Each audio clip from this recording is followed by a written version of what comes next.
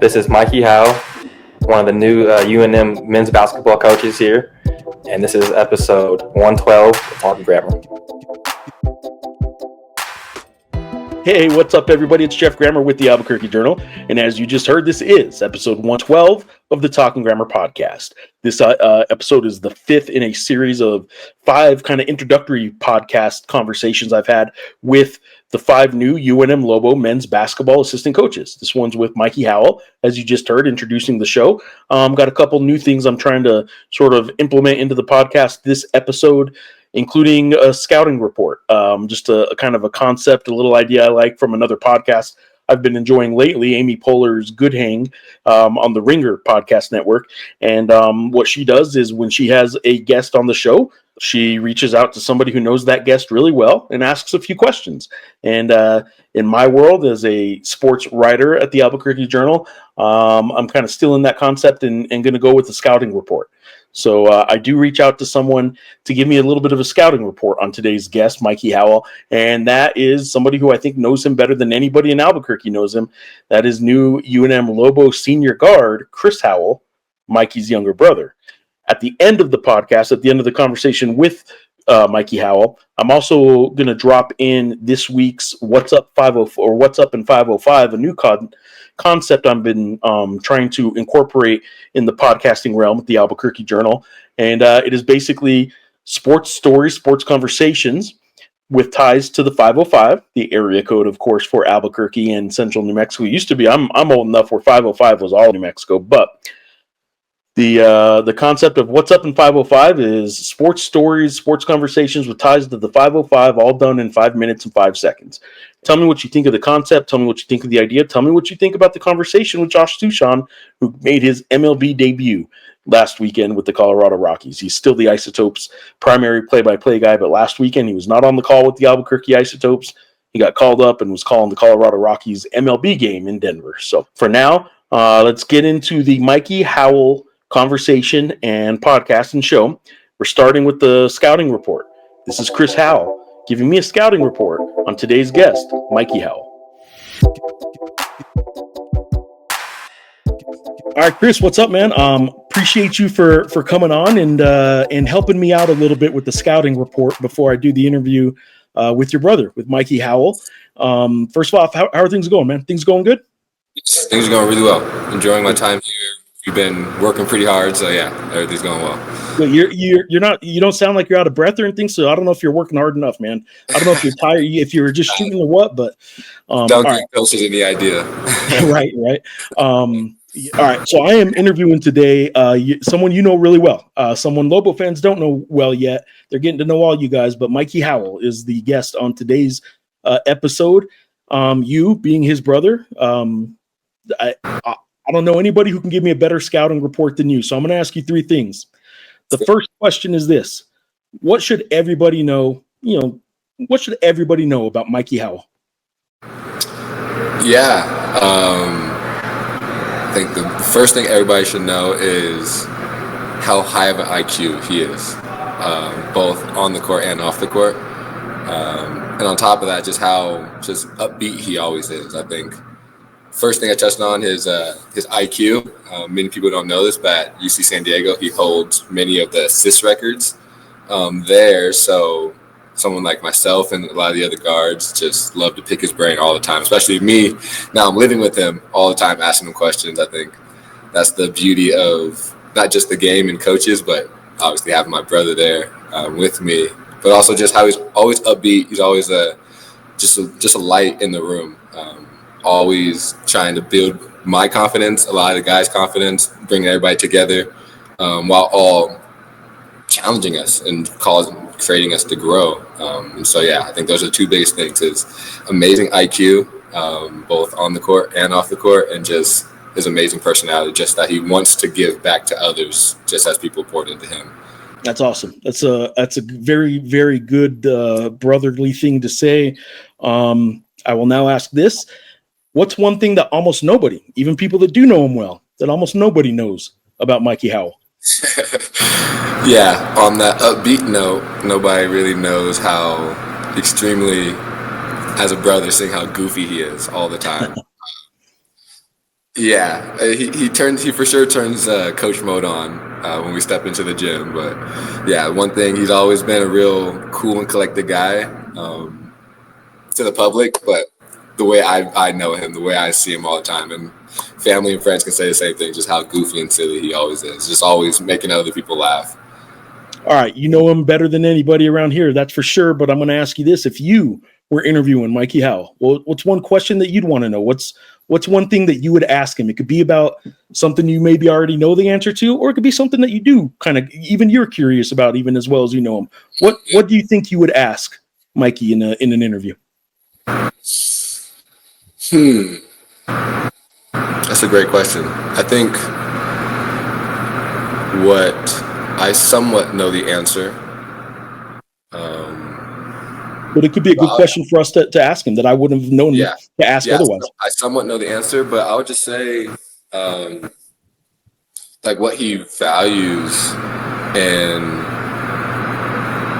I guess as a coach, from a coaching standpoint, like what values does he bring to the table? Yeah. I think that's a great way to get to know him. I've seen him coach since he first started coaching. I've seen him just as a big brother, how he was already coaching me before he was actually my official coach. I know the values he brings to the team, to the table. But I think that'd be a great question to ask him for. Interesting. The Lobos family to get to know him. So. Well, I was going to say sometimes those values can cross over, right? Like values in life, values in coaching, they can be the same. Exactly. Yeah, just what his values. Different, but yeah. For sure. I think that's a great question to ask him. Appreciate you, man. Hey, that's what I need. Look forward to getting you on one of these podcasts at some point. I'm going to have to find someone to give me a scouting report on you. But for today, I appreciate you for helping me out with your brother, man. For sure. Anytime. Thank you. Thank you. All right, there you go. Chris Howell, thank you for the scouting report on today's guest, Mikey Howell. And one last little note before we get to this podcast interview conversation with Mikey Howell, I just want to remind you that you can support local journalism by subscribing to the Albuquerque Journal.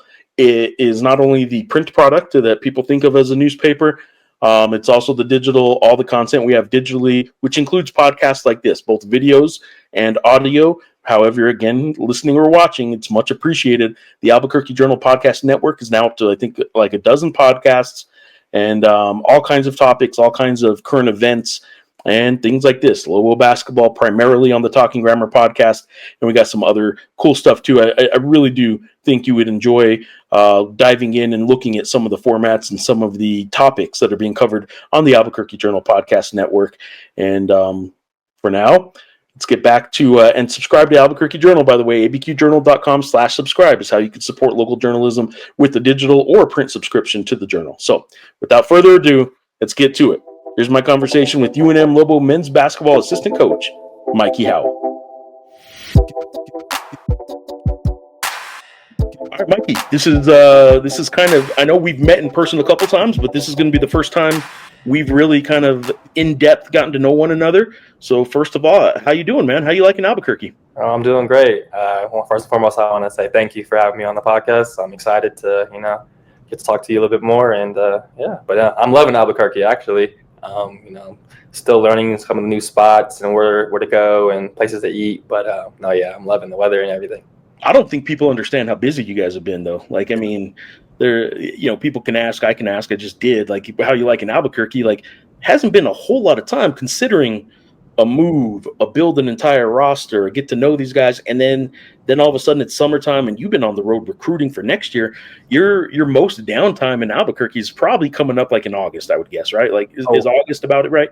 100%. So we'll have about 2.5 weeks off in beginning of August. But yeah, to kind of piggyback on what you said, not too much time to kind of explore. Been around the country, kind of trying to find the future Lobos, and so busy guy right now around here. So I know one thing you have been able to do, but this is a walk across the street. But I did see you guys at the Topes game that one day.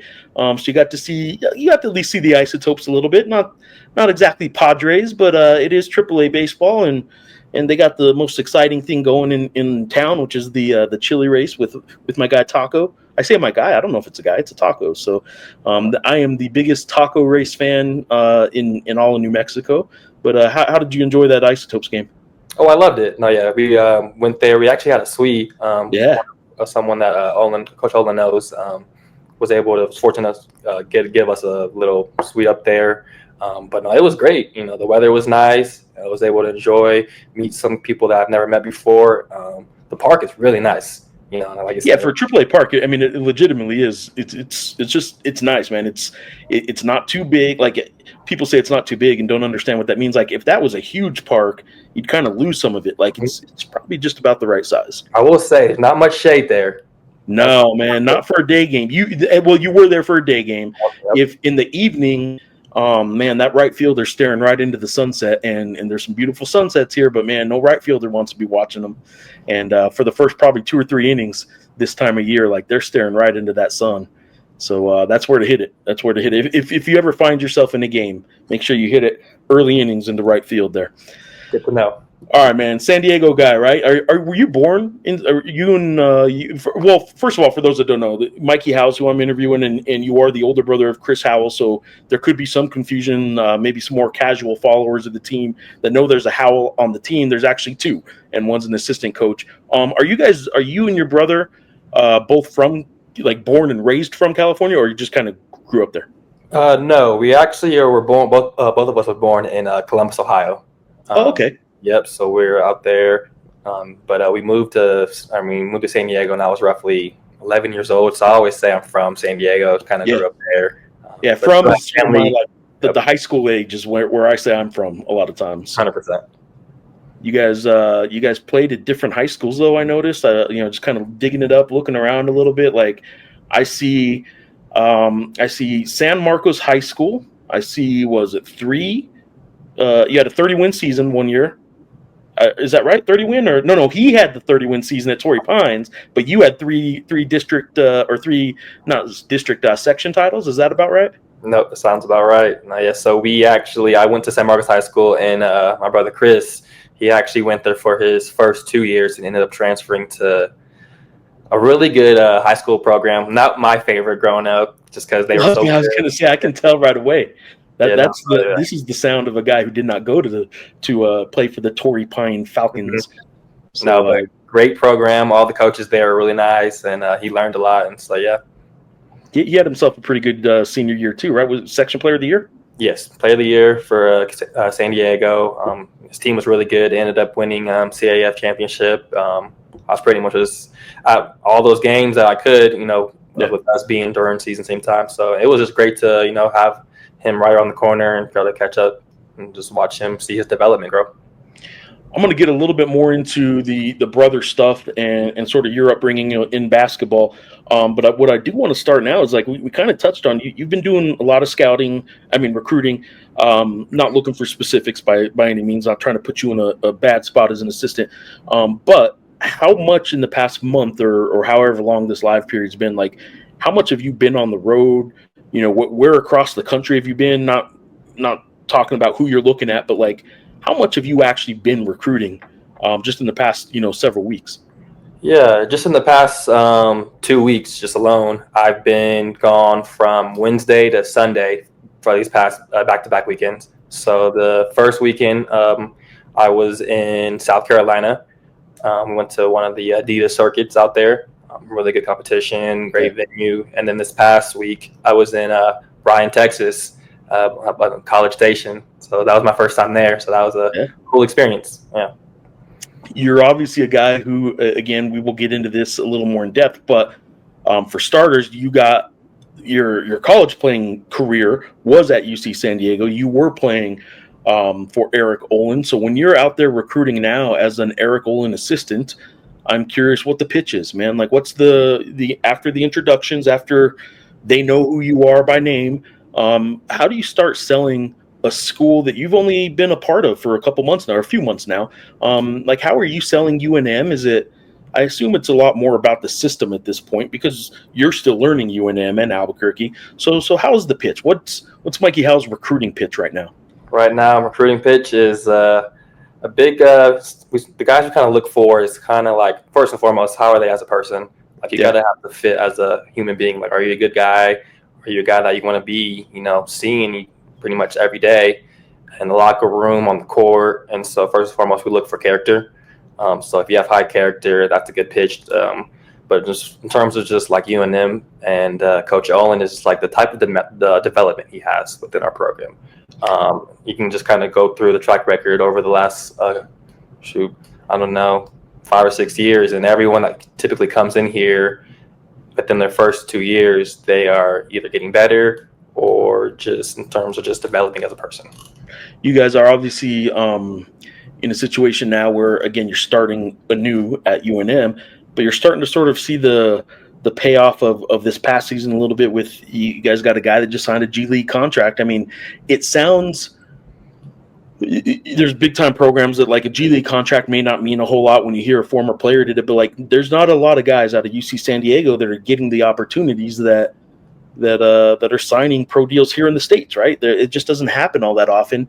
And you guys had, was it 2 guys in summer league, or was it 3? No, it's 2. Yep, 2. Yep, 2 guys in summer league. You guys had 2 guys in summer league. You guys, I know, one didn't get a whole lot of run, but obviously with Hayden Gray, like he just signed a G League deal. Like that's big time, man. That's showing the trajectory of a program that just 5 years ago, as you know, was Division II.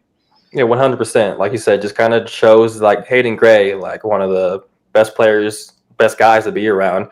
He came from Division II, and kind of D2 level. He was kind of in the middle of the pack, and then just kind of big thing with him is his buy-in. He really bought in. He really focused on his development, things that he wanted to improve on, and then he came in this past year, he shined. So now, just goes to the testimony, just not just as us coaches, but as him as a player. If and remind me how to say his name. The Big West Player of the Year was Aniwa Tate Jones. Yeah, Aniwa Tate Jones. Niwa. You just say Niwa twice. You just call it Niwa. Just say Niwa. That's a good one. All right. So luckily I get to write the names and don't always have to say them. All right. So how surprised would you be if he ends up, maybe getting a G League deal? I imagine he's probably going to play overseas this year somewhere, because he didn't get much run in summer league. I was a little disappointed by that, but he was actually on the same roster as for those listening, you'll recognize this name. Tyson Denhart was on the same roster for summer league, and Tyson Denhart was a 4-year All Mountain West player, starting with freshman of the year all the way to in contention for Mountain West Player of the Year, really going into his senior year. And Tyson Denhart, for those that watch Boise State over the last 4 years, you know how good a player he is. He didn't get much run either. Like the summer league is looking for very specific things sometimes, and it's hard to crack that egg sometimes. But how surprised would you be if he's playing a long professional career, maybe even getting a chance in the States at some point? Oh, 100%. He's the type of guy. He's so resilient, and he just brings guys with him. So he has a very long basketball career, whether that's here in the States or overseas. He's very well connected. He's from New Zealand. Yeah, he could go back home and be he doesn't even have to eat up one of the American spots on the roster.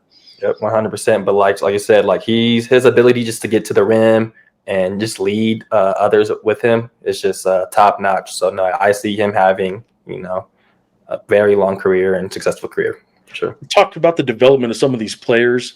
What about your development over the last 3 years or so? Not as from when you were a player, but as a coach. You started as ops, right? You've had to grow as a coach, just learning it all, and obviously the system. But how much better of a coach are you right now today than you were just 2-3 years ago? So that was the biggest thing for me, is you don't realize how much coaches do when you're as a player. Spoken like a coach. Yeah. So like when you're a player, you just think coaches come in for practice, they go home, kind of hang out. But no, it's that's the one thing I learned is, and just just in terms of just my testimony to my growth, goes a lot to Coach Tank and Coach Stapleton. It's like those guys have been great mentors for me, in and out of the books, and honestly, a lot of that growth is I would say it goes from them for sure. Head coach one day, is that what the plan is in your mind at this point? Yeah, definitely. I'm still a little young, but definitely I see myself kind of taking that head coach position. I know I still have a lot to learn, and kind of just having that leadership aspect of it. But no, that's definitely the goal. And we'll see where the future holds. You, as a former UC San Diego player, have experience, obviously, with some really good coaches. There were guys that were former players too, all that kind of stuff. I'm curious, how hard has it been for you? You don't have this experience to compare to like the alternative, but you were a player within a program. How hard was it for you? And maybe it's still kind of ongoing to then become an assistant and know how to play the young assistant role where you can still be friends with them. There's sometimes a good cop, bad cop scenario on a coaching staff where somebody sometimes has to come down on the kid a little bit, and then somebody has to build them back up a little bit. There's some of that. As the young guy, I imagine that's you a little bit. Like they know you could probably relate a little more, but you also have to separate yourself. Like your job now is as a coach. You're not all the time taking a player's side for something. You're trying to kind of make sure everybody gets along. So how hard was it for you to sort of separate a player's mindset from a coaching mindset? Definitely. I feel like in the beginning, my first couple of years, it was a little challenging just because, I am maybe, a year or two older than some of the guys that played with. We were on the same team. So trying to just transitioning from that player mindset to kind of having more, authority, more say in terms of like how things go. It was definitely a bit of a challenge in the beginning, but honestly, it's been great. Like you said, like I'm not one of the coaches that are, on them every day. Like I definitely take that good cop approach just because I think it's important to have a little bit of both. Just in terms of just like building someone up, guys who aren't playing well, like I'm very positive with them. I'm trying to bring them up, and then just like kind of having that mindset is like, you don't play well one day, like, all right, let's leave it at that day. Tomorrow's a new one and start fresh and just kind of have that kind of same mindset. Have you always been Mikey? I know there's 3 Mikes on the staff right now, so I didn't know if it was we're going with Mike, Michael, and Mikey just to differentiate the 3, or have you always been Mikey? Always. Ever since I was literally 1-2 years old, I've always been Mikey. Like my dad's name is Michael as well. But I never went by Michael or Mike. It just didn't really suit me. So, Mikey just kind of stuck. How many brothers and sisters are there? I have 5 siblings total. So big family. I have 2 older brothers, 2 older sisters, and then, as everyone knows, Chris Howell, the youngest of the family. See, I didn't know that. I should have known. Like the youngest gets away with everything. Everything. He's the baby, isn't he? Everything. No, yeah. I always say he was pretty baby growing up, but you were almost the baby, and then comes along one more that like. So. Oh yeah, for sure. No, he has the baby title for sure. But no, it's been great. I know I'm very close to the family. We all grew up pretty, similar, big, basketball household, sports household. So, I mean, we're competitive in terms of it could be basketball, it could be a game of Uno. Like no one wants to lose, so it's a great thing. So in doing these, this is the first time I'm about to do this part of it. There's another podcast out there that I watch. I just trying to kind of steal ideas, right? I'm like a coach in that regard, where I see a play I may try and incorporate it, right? There's different things that other podcasts that I've watched have. There's one podcast that's still fairly new that it's a woman. It's Amy Poehler. She, at the beginning of every show, whoever her guest is, before she does the interview, which is what I'm doing with you right now, she calls one of their acquaintances or friends or somebody who knows that person, that day's guest, really well, and sort of asks them some questions. In my sports realm, in the world, I'm going to call this the scouting report. So I called somebody. I got a scouting report on you. As we're watching this right now, or as people are watching this when it comes out or listening to it, they will have already heard the 2-3 minute scouting report that somebody gave on me. And it won't always be this obvious, but in this case, it was Chris. I have Chris who gave me a little bit of a scouting report on you. And what I asked him was 3 things. I asked him, what does everybody need to know about Mikey Howell? What's something that almost nobody knows about Mikey Howell? And then the last one is, what would you ask Mikey, if you were doing an interview, even as well as you know him, what would you ask him? So I'm going to start with the very first question I asked him was, what is something that everybody needs to know about you? And this is coming from a younger brother, Okay. but obviously a younger brother who also knows he wants some playing time this year, and you're a coach too. So he said nothing but nice things. He did say one thing that everyone needs to know about you. He split into two answers, basically. He said you have a very high IQ on the court and off, but a very high basketball IQ that players are always picking your brain because you did play recently and played at a high level. And he also said that you have just your whole life you've had a desire to give back to others, which probably makes coaching somewhat natural for you. What's your assessment of Chris Howell's scouting report? Honestly, I thought it would be a lot worse than he was being very generous. Yeah, I'll tell you what, I was a little disappointed that it wasn't a little bit more, button of heads, but he said nice things. But what do you think about what he said? No, 100%. I agree with that. In terms on the basketball side, I think the way when I was playing, especially the way I was just able to read the floor, kind of high IQ. I was a very pass first point guard, so I was always looking to whenever I had a wide open shot or a good shot, I was always looking at, is this a good shot or versus is this a great shot? And so I was always trying to think 2, sometimes 3 steps ahead of the game, and just the way it was able to kind of come slow to me in terms of, whatever I did on the court, it was very beneficial in terms of how I played and now my role as a coach. And then the second part of it of just giving back, yeah. Oh yeah, 100%. That just kind of goes back to my family. We are very family oriented, God-fearing family, and just in terms of giving back, faith is really big in your family, isn't it? You guys are a religious family, a faith-based family. 100%. It's a big part of our lives. Biggest part of our lives, and like I said, just giving back. I think as a person, I think everyone should have this kind of quality. It's just if you can do it for yourself, you can do it for somebody else. And just kind of now taking that approach, I'm not saying I'm over here saving lives or anything, but just being around, young men, I feel like you can impact that in a very positive way. And that's something that I've always seek to do. And just kind of mentor some of these young guys the same way I had really great mentors growing up. So when you see a guy on the court, a player on the court, you're trying to help all of them, and some of them you can get through to a little easier than others. Some of them may just not want it, and maybe over the course of coaching them for several years, maybe it never happens. Others are more inviting and open to that. I'm curious how open this guy here would be. Let me see here. Where did it go? How open would this guy be to coaching? Throwback photo.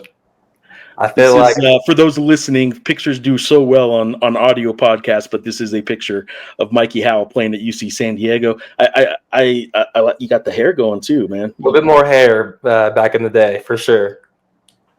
How fun was? We'll start with just the fun part. How fun was it playing college basketball, man? Oh, it's an unbelievable experience. I feel like anyone who's fortunate enough to go play basketball or whatever they do at the next level, that's just a huge blessing. Like you said, basketball, it takes you so many places, things you haven't done, places you've never seen. So I was just fortunate enough to just kind of fall in love with the game. And whenever I say, this is a good quote that I always say, if you love the game will love you back. And like I said, if you really have a desire for something, then you just got to do it at your 100% and, see where it can take you. Sort of a variation, not exactly the same saying, but what you put into it, you'll get back. Sort of, respect it, it'll respect you back. That kind of same philosophy, right? Sort of probably based on a real old, do unto others sort of thing. What you put out, you tend to get back. And I think so many people just don't realize that when they're sort of cutting corners sometimes and stuff like that, and then wonder why they don't get the same results that others do. 100%. Like you said, basketball, it just teaches you so much of life, and whether sometimes you're doing really well and it's at your all-time high, and then sometimes you're doing not as well, and now you're at an all-time low, and it's just ways you can respond. I think it's very important.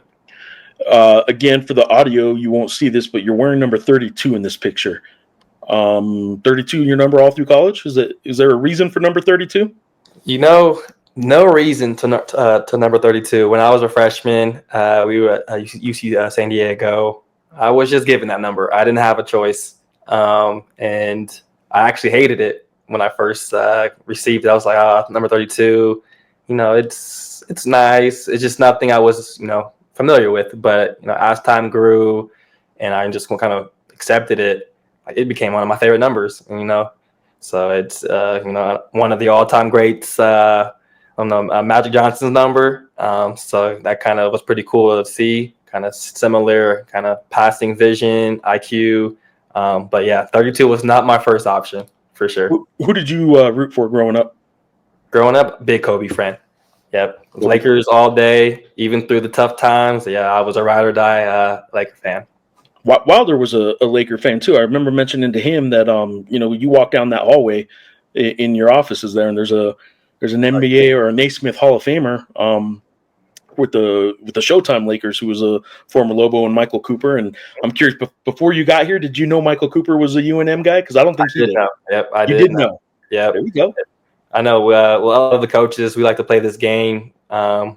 Whether we choose a player and then we try to guess where they came from college, yep. Just kind of, and it's really good. Like it's just a fun little game where you can just grow your basketball knowledge. So I'll be paying attention to other guys' answers, seeing if it's right or wrong. And at the same time, I'm over here taking notes and trying to make sure I remember that. But no, it's competitive for sure. It's that competitive thing. Yeah, the whole I mean, they used to.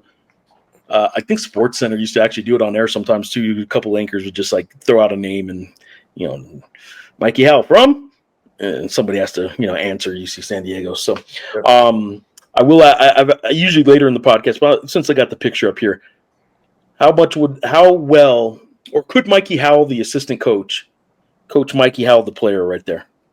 Oh yeah, 100%. I feel like I was a great player to coach. I don't know. Maybe Owen might have a different opinion to that one. But no, I was very receptive and kind of very coachable and kind of similar just to how I am now. Is even my beginning years where I redshirted my first year, didn't play too much. I always try to be very just positive player. Whether I'm on the bench clapping, cheering guys on, very unselfish in terms of just seeing the bigger picture and knowing all right, maybe I'm not playing much this year, but my time's coming as long as you put the work in. So no, yeah, I would say I was a good guy to coach for sure. And you were a pretty good player too, though, right? I was solid. Yep, I was solid. You could say solid. The way where I got this photo from is the UC San Diego website has the men's basketball record book on its website. One of the two top photos is you. And if you click a little further and go into some of their records, we are now looking at the career assists record holder at UC San Diego with one Mikey Howell in 113 games, 502 career assists. And you are now a Division I, but you are a college basketball program's all-time assist leader, man. That's a big deal. Not something a lot of people can say. I don't think anybody else in your coaching room can say they have some career all-time record. So you got that on people. Definitely. No, it's a very humbling experience. It's crazy because I actually broke that all-time record my very last game at UC San Diego. So I'm looking at it right now. And for those, again, visually, you can see it. The ones listening, he has 502 at number one. Mikey Howell does. And number two is Darvin Jackson. I don't know if you were ever able to meet him. He was obviously long before your time, but at 496. So you break the career assist record by 6 assists, and you're telling me you did that in the very last game? Very last game. I remember it was during COVID, so still no fans around, and we had 2 games left, and I believe I was probably 20 assists away from breaking the record. And you're not breaking it. If you have 2 games left, you're not breaking it. That's games, yeah. It was I was definitely eyeing it the whole season. But no, 2 games left, and I was just telling my teammates, if I pass you the ball, shoot it. You better finish. 100%. And then it was, they ended up hitting a lot of shots. And so I ended up finishing those last two games with, I believe, 28 or something like that. So it was a kind of out of body mind experience because, I was playing very well those last two games. And it was kind of like, it was a great way to kind of wrap up, All right. Well, Mikey Howell, the coach, has to figure out what got Mikey Howell, the player, to play like that in those last two games and try and stretch that out over the whole career. You'd have had 1,000 assists had you done That's that. what I was saying, man. I waited too long to kind of play like that for sure. You did do it in 113 games. This is by no means meaning to knock it, because if you look at the career assist average, and I bring this up for a reason too, but you're on this list too at a 4.4 career average, and that comes after you said you redshirted, right? And you weren't probably getting huge minutes from day one. Yeah, so for me, I really made a big jump going into my junior year. So my last 2 years at UC San Diego is when I really kind of had a mindset of I wanted to be a different player. And so the first 3 years, redshirt the first year, my redshirt freshman year, I was still kind of learning the game at the collegiate level. I was very small, so I had to learn how to play more physical. I had to gain some more weight for sure. That was a big thing for me. I was a small guy my freshman year. Still am pretty small, I always say, but no, I definitely had to just learn. And then second redshirt sophomore year, got more minutes, was playing behind some really good players. But yeah, kind of took that jump going into my junior year, and that was when I really kind of blossomed to the player that I thought I could be.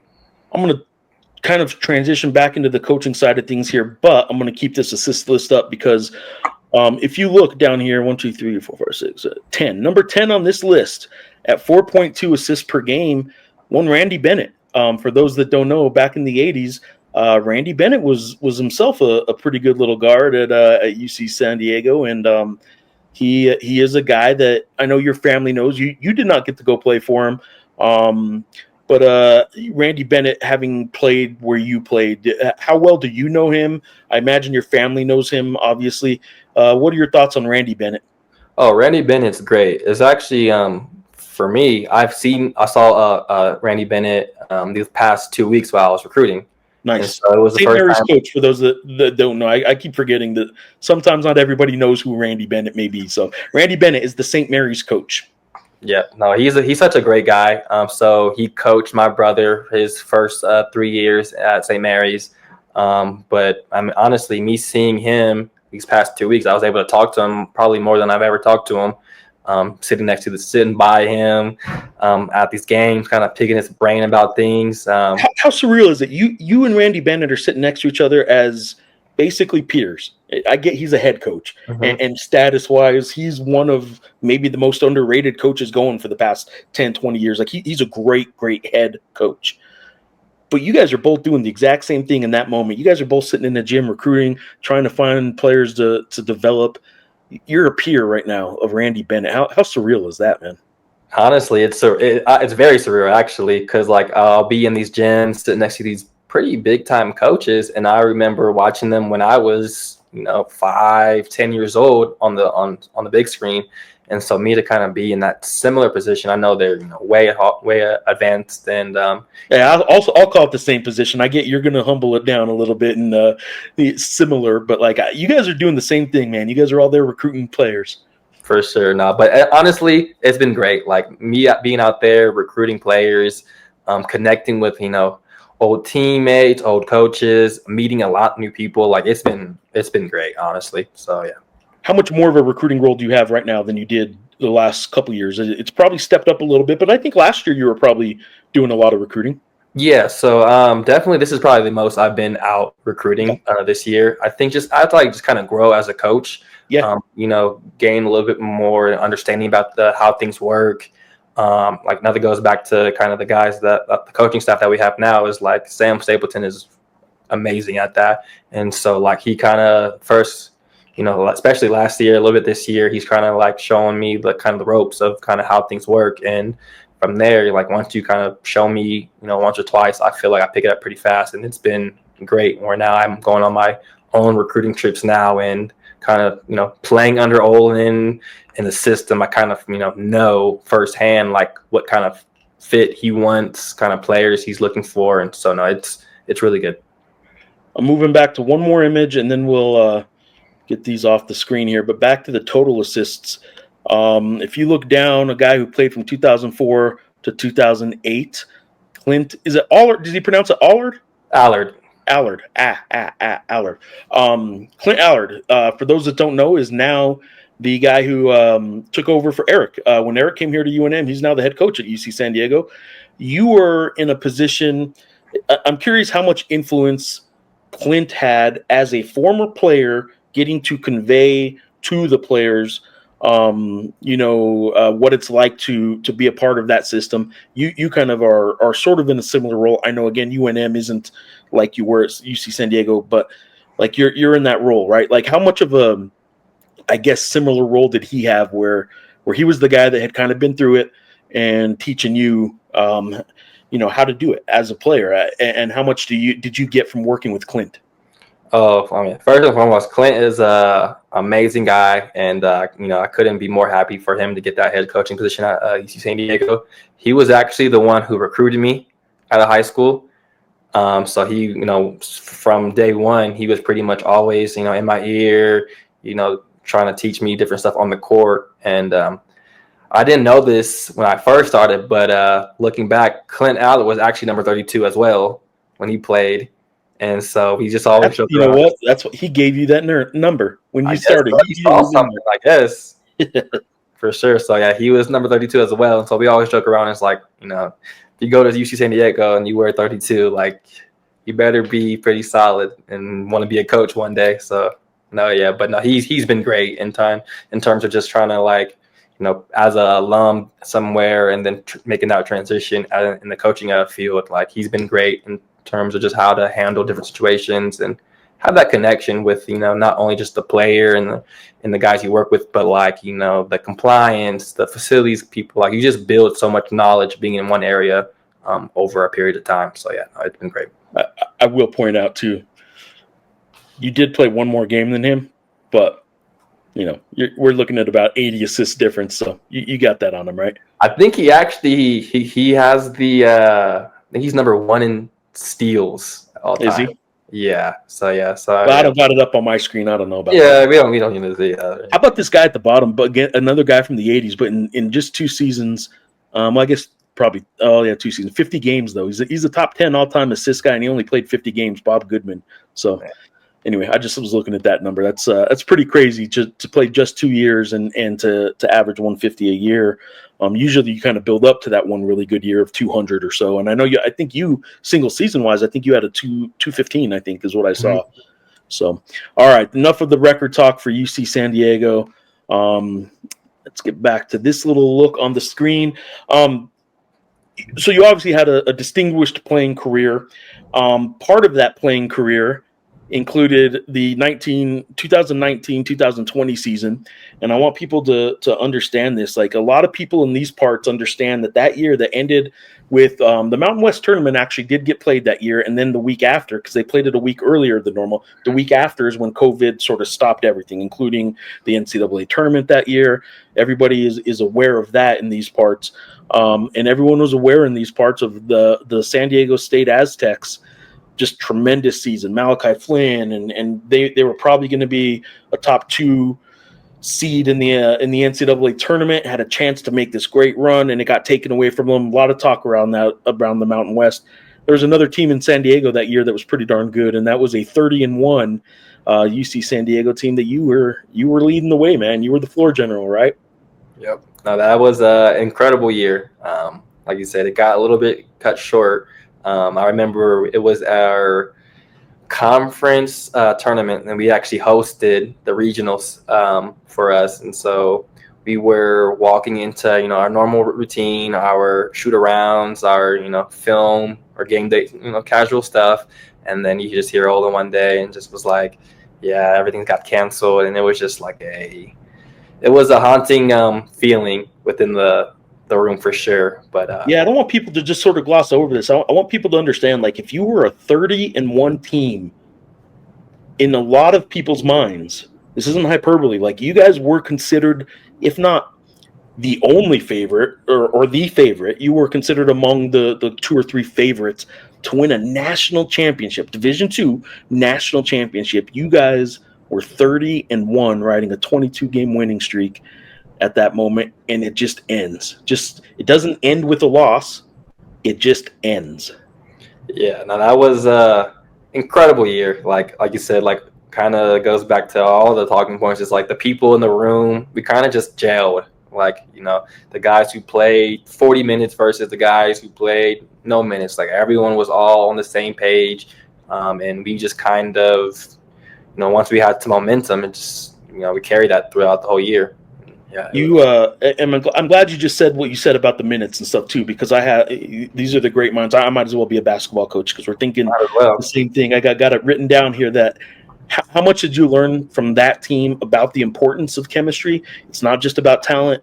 And how similar was that team to last year's UCSD team that in its first year of eligibility for the Division I NCAA tournament, you guys win the Big West and kind of complete that transition period with not just an NCAA tournament appearance by winning the Big West. Like, you guys were in that at-large conversation.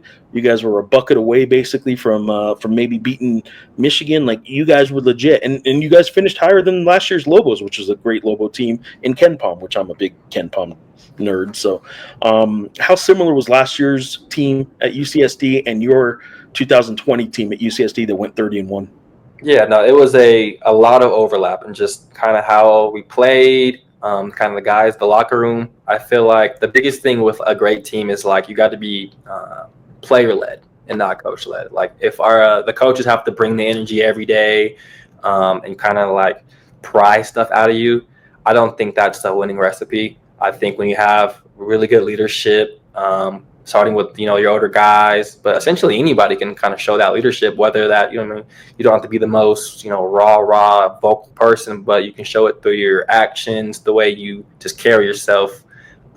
Just kind of having that leadership is a very important thing. But like, to go back to the question, it's like the teams together, they were both, you know, just wanting that winning desire to just, you know, don't leave anything on the court, you know, just having that mindset of always wanting to do more, not only for yourself but for your brothers, essentially. I looked up 2 games that year. In December, there was an exhibition game against that really good San Diego State team. You guys did lose, which is fine. The exhibition game, you don't always show everything. It was a really good D1 team against a really good D2 team.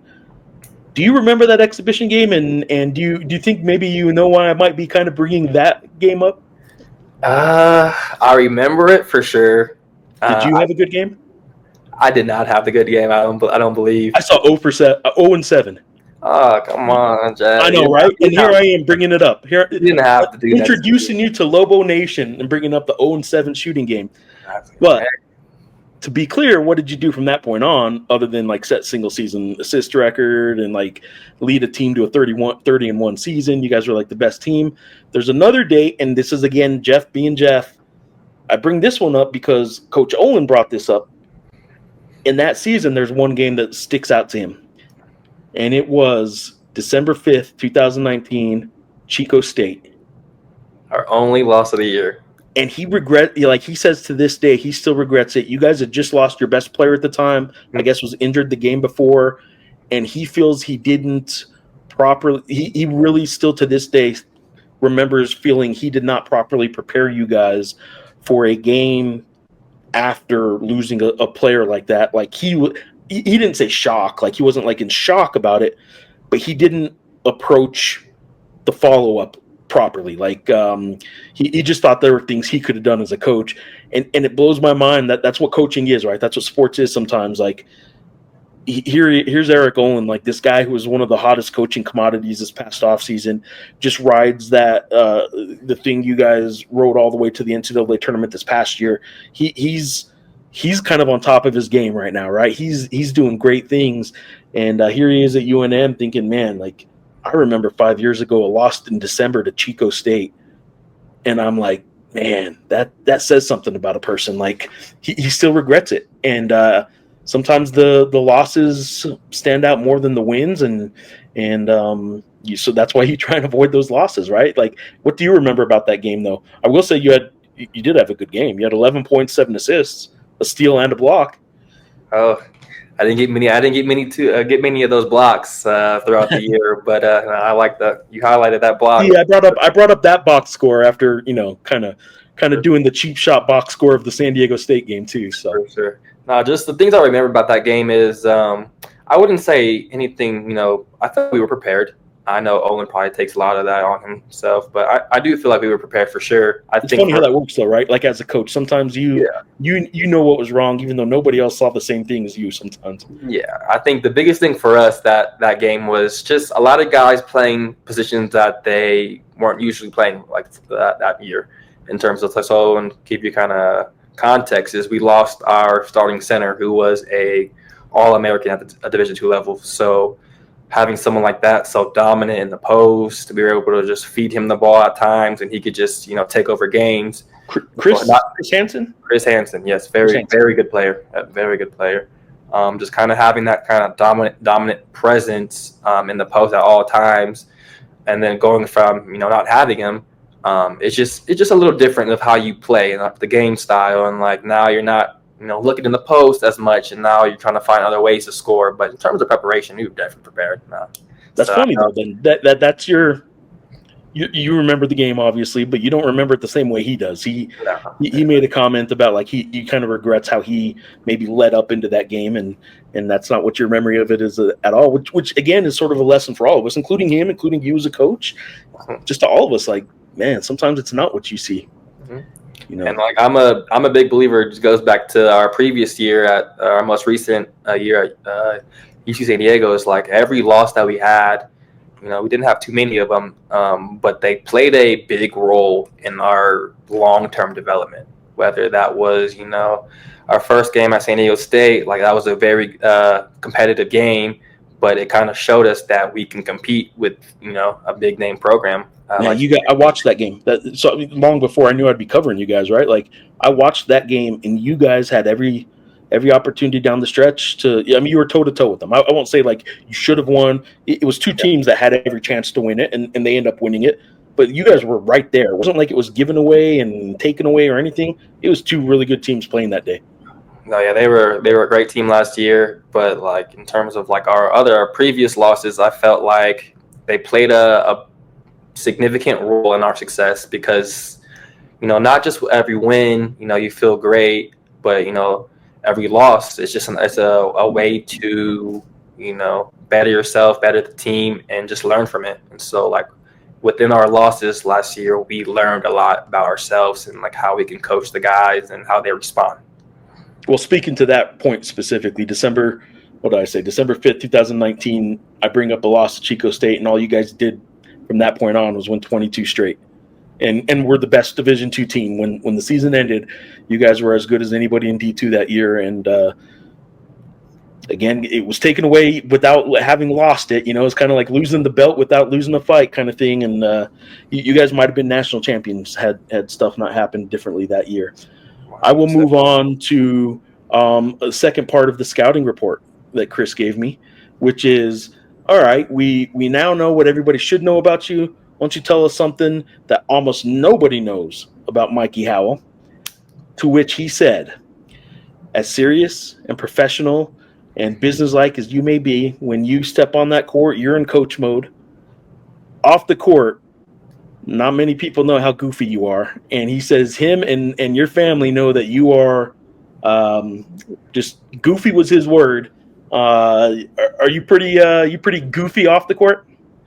I like to bring some personality for sure. I don't know if goofy is the right word, but he might have been toning it down. Maybe he would have like been a little more not necessarily bad words or anything, but like goofy was sort of like the safe word I think he was saying, but he definitely said you're a funny guy. You like to be playful and joke around off the court a little more.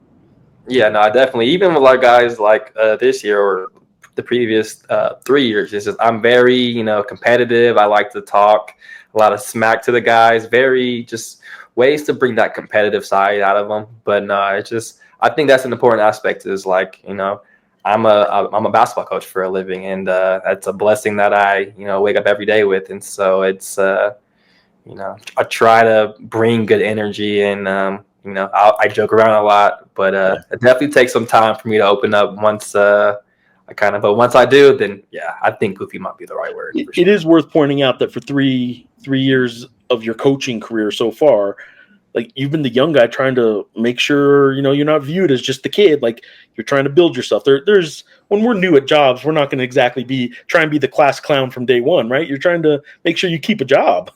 Oh, and I think the goofy side of me is when I'm on the court. That's when I'm the most free. You can really just be yourself when you're not even thinking about being yourself. And I think when I'm on the court and I can bring that joy, outside of just basketball, I think that's just kind of who I am and who I think I'm gonna be for the rest of my career. So. All right. Well, that competitive side that you spoke to earlier, Coach Olen said like nothing upsets Chris more than when you get him on a drill, because you're still young enough. You can still do some drills with them or get into a practice if you're trying to show a drill or show him how to do something. And nothing gets your brother madder than when you get him in a drill or you beat you just get the better of the team in a drill. Does that still happen? Oh, I love it. No, it definitely still happens, and they might say something different, but no. This whole year, it's gonna be. I'll probably be in. Last year I was pretty much all-time scout. Were you? Yeah. So you'll be doing some of that. I like to test the guys. They might get me on the defensive end. I'm not so locked in as much as I was when I played. So they might score a couple buckets, but I'll try to do my thing once or twice when I can. Not as locked in as you. What kind of Kobe attitude is that? You need to be locked. You need the Mamba defense out there. You need to get locked in. Something about just being on the opposite side of coaching. It's just my mentality's changed a little bit for sure. All right, man. The third part of the scouting report was if you had one question to ask, as well as he knows you and you guys live together, right? Like that's a unique situation where assistant coach and player, but it's obviously brothers. You guys know each other as well as anybody in Albuquerque knows the two of you. I asked him, what if you were in my position and you're interviewing Mikey Howell, what would you ask Mikey? And he said he thought about it for a while. He's like, man, that's a good question. And I think he was going to go, I'll ask him about this one time that this happened and maybe come up with something funny. But then he kind of went with a different approach and said, basically, he thinks he knows the answer to this, but he thinks it's really telling about you. And he said, I should ask you, what values do you feel you bring as a coach? Like what are your values as a coach? He says that he thinks it's very telling of you as a coach. If I were to ask you to speak to what you believe, what you value as a coach, and just kind of curious what you think the answer to that would be. What do you think you bring? Like what values do you bring? I think the biggest value for me is relationship building. I think if you can build that relationship, not with, just, pretty much everyone on the roster, staff, support system. I think if you can build a really good relationship, I think that goes a long way, not just on basketball wise, but just in life. So that would be a big thing for me. And just like I said, it was just the game of basketball is a game of life. It's like, it's not always going to be great. It's not always going to be as bad as you think it is. Like there's always going to be a better side of it. And so I always try to bring that positivity in terms of just keeping guys up and, because I've seen guys, not have a good game, go through a stretch, and then it not only affects themselves, it affects the team, it affects them off the court and their lifestyle. And just in terms of it, it's just like basketball, at the end of the day, it's a game where you can just learn from it. And if you can learn from it, then it goes a long way for sure. I will rapid fire a couple last questions as we wrap this up. This year's roster, it is only July. I'm not trying to overshoot here, but initial impression of this year's roster, I won't ask you to tell me what the chemistry is like just yet, because that would be a little unfair. They still got to build it a little bit. It looks like they get along pretty good so far, but it is just a lot. But when you look at this roster right now, how good, how talented is this roster compared to compared to last year's UCSD roster and your 2020 roster? Like, from a talent standpoint, how good is this Lobo roster? Oh, 100%. We are a very talented team. I think the biggest thing with this team is we're very deep in terms of like we have a lot of guys who are performing at a pretty good level. But in terms of talent, like this is the most talent we've had in one team. I think even goes to show from the last 10 plus years, this is easily the most talented team we've ever had. And whether or not it's the best team is yet to be determined. But talent wise, look, there's some people around town that are a little worried just because it's so unknown, right? Like they like looking at a recruiting class and seeing, wow, this guy came from that huge school, or this guy came from that. Look at all the stars next to this guy. You guys recruit a little bit differently, but none of that is to say these guys don't have talent, because like there's some talented guys, but also talented guys that you guys have identified as fitting. Oh yeah, 100%. And not only like we don't really try to hype up, the rankings, the 3-star, whatever stars you are, is like we try to go for guys who have a chip on their shoulder. They have something to prove. And when you kind of have that guy coming in, that mentality, and they can compete every day, like you're not only competing, for a spot, for minutes, but like you're making each other better. And so kind of having like that type of guys we have in the locker room. And kind of off topic, we have a goofy team too. And like they're all great guys.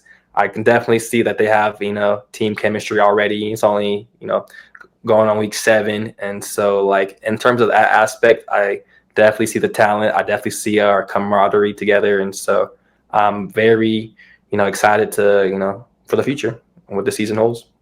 Chris will be at every game, obviously. You'll be at every game, obviously. Will some of the other family from San Diego be at a lot of games this year?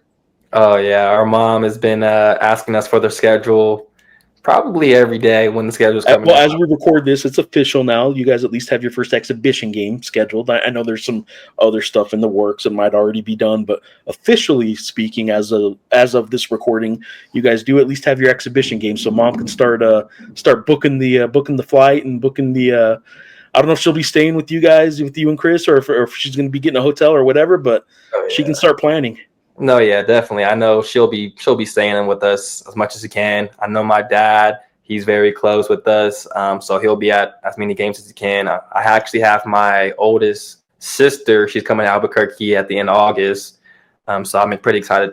So hopefully by then I can be a little bit more acquainted with the town, kind of show her some places. So if you have any recommendations, shoot them my way for sure. Will do, man. Who's the best basketball player in your family? Me, for sure. Nah, I always say that, but nah, there's no like real answer to that. We all play honestly really similar in a way. Just Chris is a little bit bigger than me than I was in my collegiate times, but it's a toss up between me and Chris for sure. All right. The pit, you guys have not yet experienced. You've experienced Viejas Arena. You've experienced some arenas that certainly you guys were in the Spectrum this past year in Logan, Utah. What is your expectation of what the pit can be? I already know. First day, first time I walk down that ramp, I think I'm just gonna be chills throughout my body. I think the whole staff kind of feels that. We're anxious to kind of just get to season and kind of get things going. But no, I'm excited beyond measures, because at the end of the day, like the pit, you hear about that, it's historic, and so I'm genuinely excited and can't wait for it. All right, at some point I'm going to have Chris on this season as the primary guest.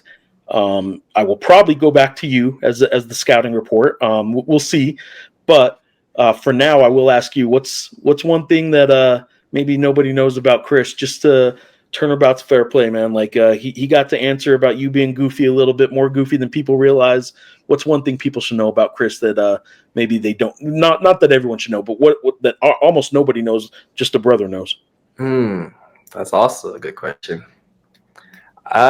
Biggest thing is he's probably one of the most mature people I've ever been around. Brother aside, like how he just carries himself, I think it's you can't really explain it, but kind of just similar to me. Like he just is very radiant in terms of like how he brings energy and just a genuine like really like good guy. So How about the presser? We're talking in June, and like our first presser that we get to see some of you guys practice, and he's talking about 2 freshmen going with him to church. I haven't been doing this forever, but man, I've never heard that answer in the time I have been doing this. Nobody's ever talked about, trying to build leadership and just trying to kind of get this group of guys together. And this is a player talking about it. It's not an assistant coach talking about the need for chemistry and doing things together. It's a player talking about a couple freshmen went with him to church that Sunday, and just stuff like that. You can see. I'm guessing he's probably going to be a Coach Howell in the next few years too. If he doesn't get some playing time, though, he might get some run for a couple of years after this season. We'll see. Yep, we'll see. Did you ever get a chance to play after college?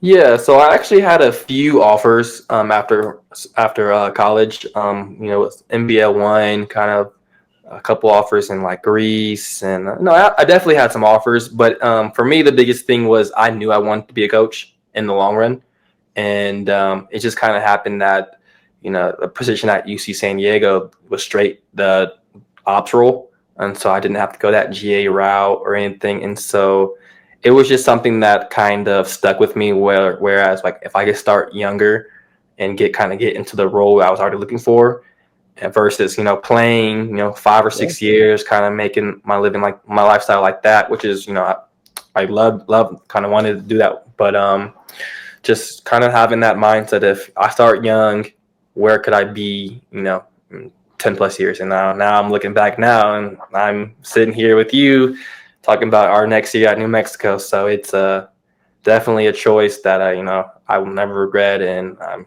just grateful for that experience. I don't know what better testament to like things are going good than sitting here with Jeff Grammer on the Talking Grammar podcast, man. I mean, of course. If I was a radio station, that would be my next commercial, to the little blurb advertising the commercial. I'll sign off with this. I should have followed up with the family question. When you guys are playing a game and your family's there, are we going to hear Mom? Oh yeah, she's probably just as competitive, if not the most competitive. Our brothers, we don't like to see each other win. She's not a quiet fan? Oh no, you will hear her in the pit. I will guarantee you that she's made an effort to be one of the loudest, if not the loudest person at every gym, arena she's ever watched us from, us in elementary school till last year at UC San Diego. So yeah, she's going to be one of the main supporters for sure. She's going to fit right in, man. Appreciate you for doing this. This was fun, man. You are the fifth and final of the assistant coaches that I've been able to introduce Lobo fans to a little bit and get to know myself. I'm just getting to know all you guys. So I did wait for the young guy in the group as the last one, but I appreciate you for doing this, and it was good with all you guys. Like hopefully none of them went back after seeing their podcast come out and have too many complaints. So I appreciate all you guys for doing this, man. No, I thank you. I'm very appreciative, and I'm looking forward to seeing you in person again.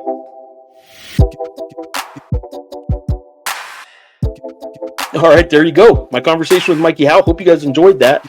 I know I certainly did. It's been fun getting to know these UNM Lobo basketball assistant coaches. I know Mikey is a guy that is still very early in his coaching career, but he certainly seems headed down the right path. I mentioned it earlier.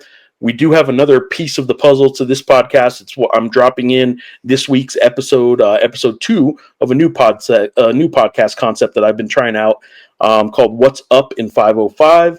That is sports conversations with ties to the 505, all done and wrapped up in 5 minutes, 5 seconds. This is episode 2 with Albuquerque Isotopes broadcaster Josh Sushon.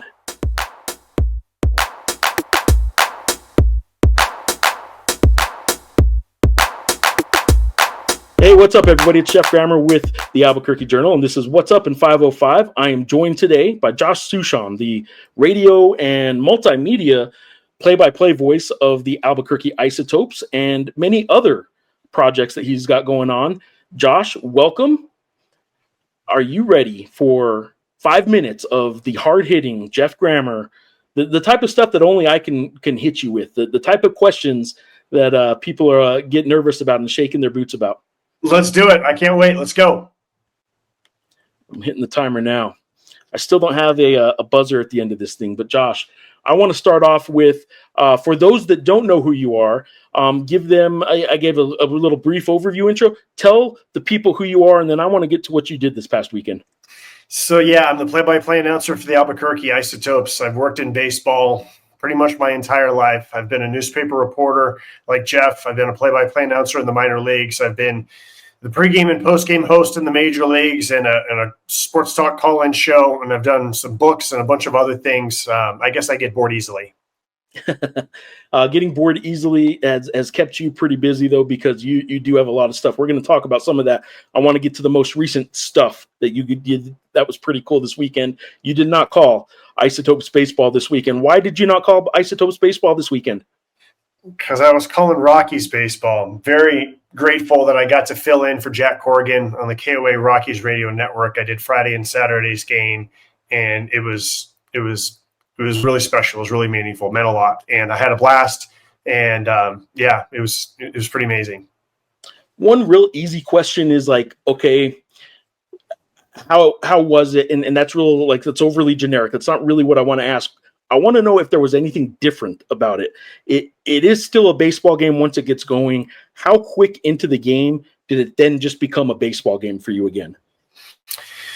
So honestly, the part that made it different is that I only had to do one job, and that's broadcast baseball, because someone else set up the equipment. Someone else mixed all the audio. Jesse Thomas is an unbelievable audio engineer, and the sounds in my ear, when I said the ball was in the dirt, the audience heard the ball hit the dirt.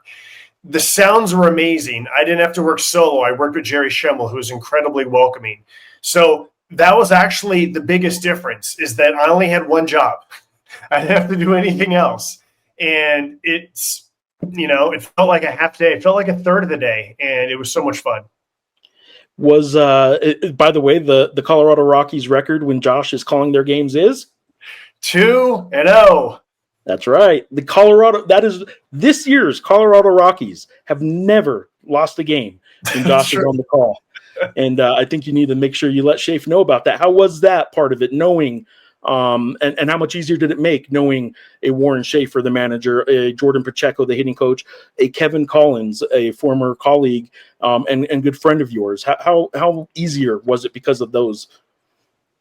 I wasn't nervous. I really wasn't. Even the preparation, it felt like a class reunion. Daryl Scott's the pitching coach. Heath Townsend's athletic trainer. Dustin Garneau's a bullpen catcher. I know 22 of the 26 Rockies because they had played for the Isotopes. I know the PR people. I knew one of the writers for the Twins. Felt like everywhere I was going, I was just hugging somebody, and they were super happy and smiling and welcoming me. And so, again, I didn't feel any pressure. I wasn't nervous because I just felt like I was hanging out with my friends again. You obviously, and you did get a lineup card. I saw that. Very cool of Kevin to make sure to save that for you. I don't know if it was Kevin. I saw him post it. So of course it was Kevin. Yes. Okay. I saw him post the picture, so I thought it was him, but of course it was Kevin. Well, that's cool, and good on Kevin for doing that, and good on you for that experience, because I will say it, you're a big league radio guy right now. Just happened to be at a AAA park, and that just happens to be where you're working right now. But you are a big league guy. You're a pro for sure. You also do podcasts on baseball. Are you still doing some stuff with San Diego State? Yeah, I host a journalism podcast for San Diego State. I have a YouTube channel. It's called Crafting the Call with Jesse Goldberg-Strassler, where we really dive into what it means to be a baseball announcer. It's made both of us better. I know it's definitely made me better. And then I also write on Substack because, again, I get bored easily. Ricky Henderson, can you tell us in 50 seconds, I know you can't do it justice, but can you tell us a Ricky Henderson story? And why might I be asking you a Ricky Henderson question? Well, I grew up near Oakland. Ricky Henderson was my favorite player. The number one Ricky Henderson story that I need to tell you is that most of the stories you've heard are wrong. The John Olerud story is incorrect. He never said that. Most of the stories are wrong. My favorite Ricky Henderson story is actually just being a kid and being in the stands and seeing him wave at me. And I always thought that he just knew me and he was waving at me. And then I realized later that no, he's waving at everybody in the stands. That's just who Ricky was. If someone called out his name, he'd look over and wave at him. So that's really my favorite part. It's just that Ricky waved at everybody, including me, numerous times. Ricky Henderson is a one of a kind. He's the best. We are about to hit the final buzzer here, Josh, but excuse me, San Diego State, how good are they going to be this year? I know you're a big hoops fan. I don't like how the football team is going to be, but basketball, my only concern is we still don't have the alpha, right? We got a whole lot of guys. If somebody gets hurt, we got a lot of depth, but we still don't have that alpha who gets the ball, minute to go, get out of my way, he's going to win the game. But I'm very excited about overall depth and what Dutch has done to retain guys and bring guys in. You should be excited. I agree with you. I think this year they could be pretty darn good from start to finish. So, Josh Sushan, thank you so much for doing this. 505 goes quick when you're with a pro, and you are absolutely a pro. So thank you very much, Josh. My pleasure. Thanks for having me on, Jeff.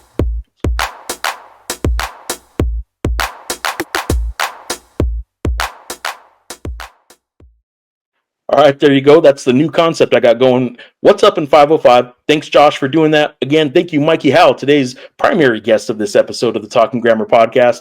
Thank Chris Howell for giving us a scouting report for that. Until next time, thanks for being here, guys.